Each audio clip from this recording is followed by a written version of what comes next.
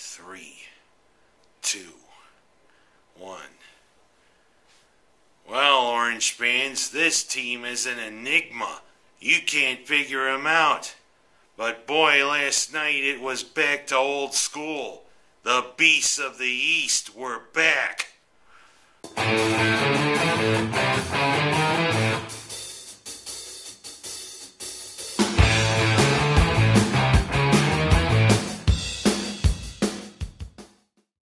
Like I said there, guys, what is it with the Syracuse team? Heck, a couple of times they just barely get past teams that they should beat, aka Toledo and Tulane, especially Tulane. And of course Toledo, we were helped by the referees on that extra point.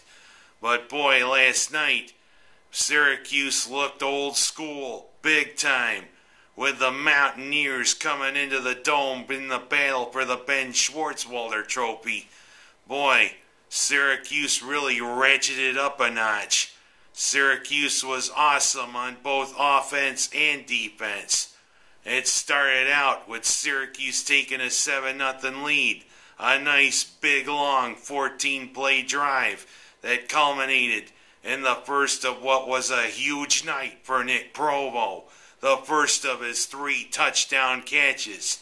Provo showed he's not from Utah, he's from Central New York, although I'm not sure where he went to high school. You can check on me for that.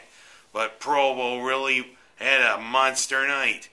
And then after West Virginia went down to kick a field goal, back came the Orange on another big long 14-play drive, capped by Nassib calling his own number.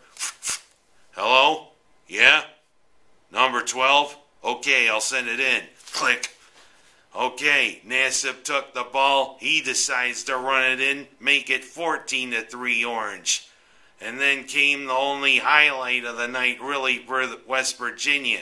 Because, hey, I should say welcome back Chandler Jones. Boy, we missed him there on defense. But boy, he had a monster night. And so did the defense all night, hounding Geno Smith for the Mountaineers.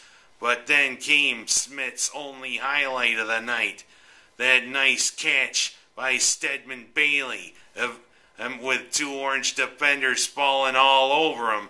Bailey gets up and he goes into the end zone.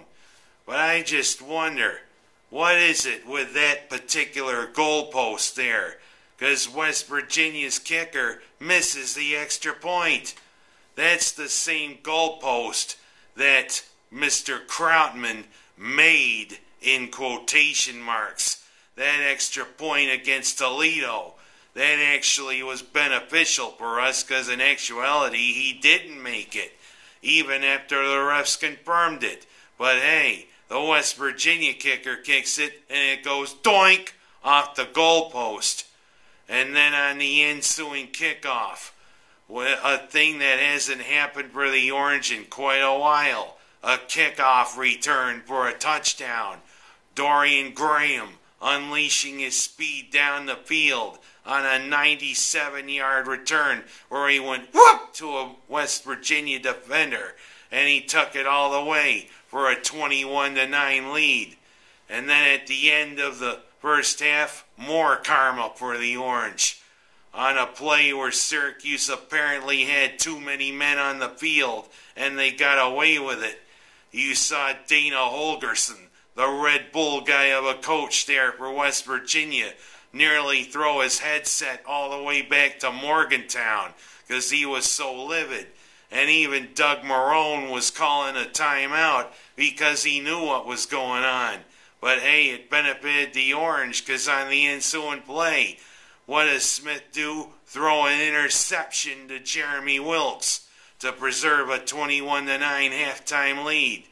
Then after West Virginia came down the field in the second half to make it a 5-point game, the Orange's offense kicked it into overdrive. Boy, did they kick it into overdrive. First, David Stevens, the backup tight end for the Orange, who was a walk-on, with a nice play-action fake and a score right on the wheel route down the sideline, making it 28-16. And then Nick Provo having his next 2 touchdowns of the night. And as I said, this was a huge night for Provo. And on the third one, that they had to review it a little bit because apparently they didn't think Provo had possession of the ball. But you could clearly see Provo caught it, took 2 steps, broke the plane, and I know it wasn't a P-38. And he went over the goal line and scored 42-16.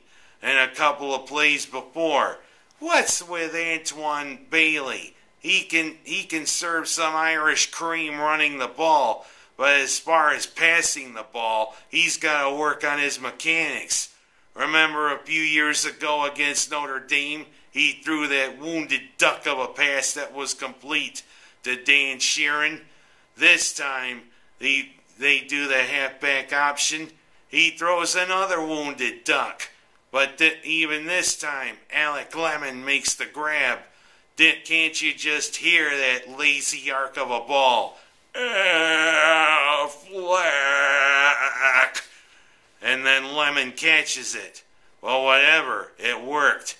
And on the final drive, even after West Virginia came down to make it 42-23 on a nice catch by the receiver, Bailey served up Irish cream big time. It was a drive right out of Vince Lombardi's era. Run it right up the gut. And of course, if this were really old school, Syracuse could have drug out the option. But apparently in the last 20 years, players faster than that, apparently people don't like using the option much. But boy, when it was a great offense, it was a great offense. But this was old school football. And Bailey putting it in to make it 49-23. A really dominating performance on both sides of the ball by the Orange. In what could be, sadly, one of the last meetings against West Virginia for a while. Because with Syracuse going to the ACC, and of course, there's the waiting game going on to what Missouri might do out of the Big 12. Missouri's thinking of joining the SEC. West Virginia, if that happens, might be headed to the Big 12. And I don't want to see a great era like this end. It's a hell of a rivalry, mainly because they play for the Ben Schwartzwalder Trophy. And Schwartzwalder, who played football for West Virginia, but was a hell of a coach for the Orange, makes the tie bind. This is another rivalry that hopefully can continue in some way or form. But I hate to see it end. But it was a dominating night for the Orange. The most points they had ever put up against the Mountaineers. And this really bodes well for the Orange for the rest of the season. We're 5-2 and riding high, going into next week's game against Louisville and Papa John Stadium. Might be time to get a pizza. There's no Papa John's around this area of the country, though.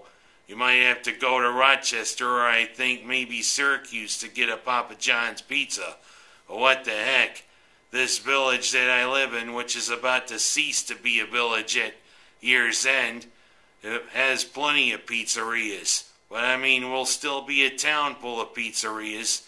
Whatever. We gotta get one when the Orange beat up on the Cardinals next week. Hopefully. I'm Ken Haas. That's my story. And what a game, Orange fans. We're back.